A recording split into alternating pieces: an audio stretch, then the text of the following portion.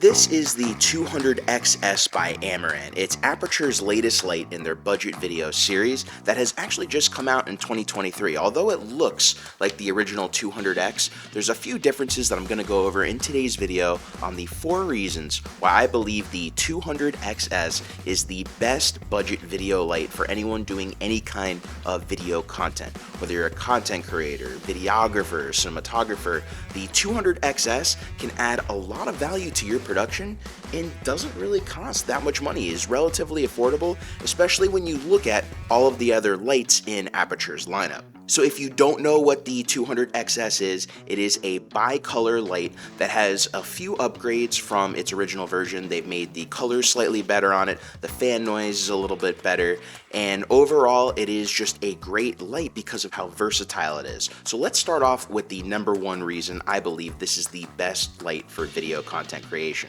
The first is going to be color versatility, which comes in 2 parts.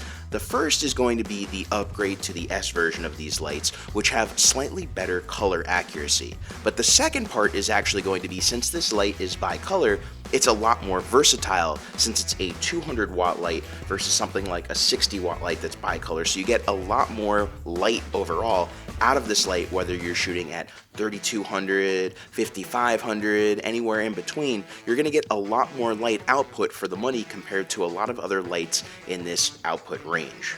Bringing us to the second reason, which is the light output. Again, this is a 200 watt light. Now, you're not going to get the full 200 watts at every single color temperature. However, you are going to get really great output, whether, like I said, you're at 3200, 5500, anywhere in between, anywhere above.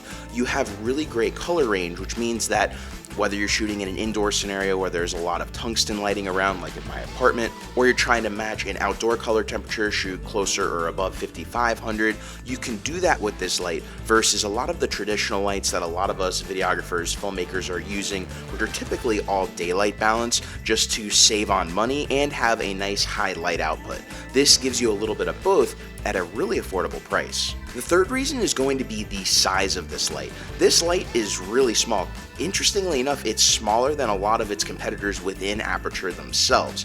Now, I think part of the reason they're able to keep this light small is there is a little power brick that you do plug into the 200XS, and the actual power brick area is somewhat big, but it's not big enough to really knock the light for its size, because I'm still able to travel in a really small Pelican case with my 200XS, my 200D, and my 60D, leaving me room for all of the power cords, some accessories, some other lighting accessories as well. So overall, these lights are really small for the amount of light output that they have.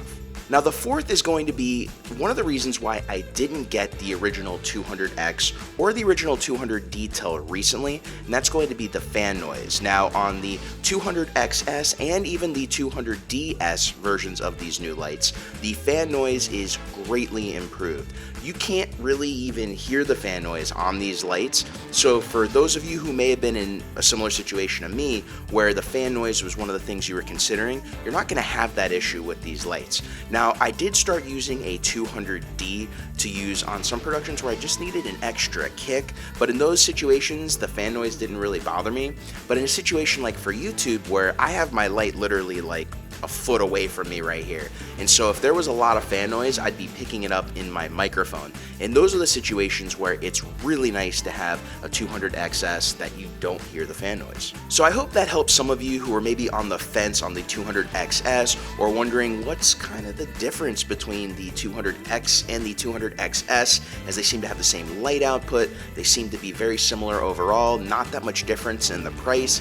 And I would really only go for the non-S versions if you're really on a budget and trying to save money. But in my opinion, I think that the price difference isn't high enough to not go for the S versions of these lights, since the fan noise is going to be a big thing for a certain sector of filmmakers, content creators, videographers, anyone doing video content.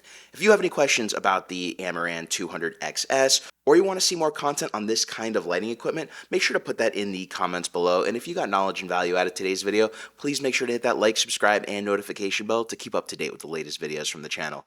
Until next time, my name is Geoff Fagien. Thank you for watching, everybody, and I will see you in the next video.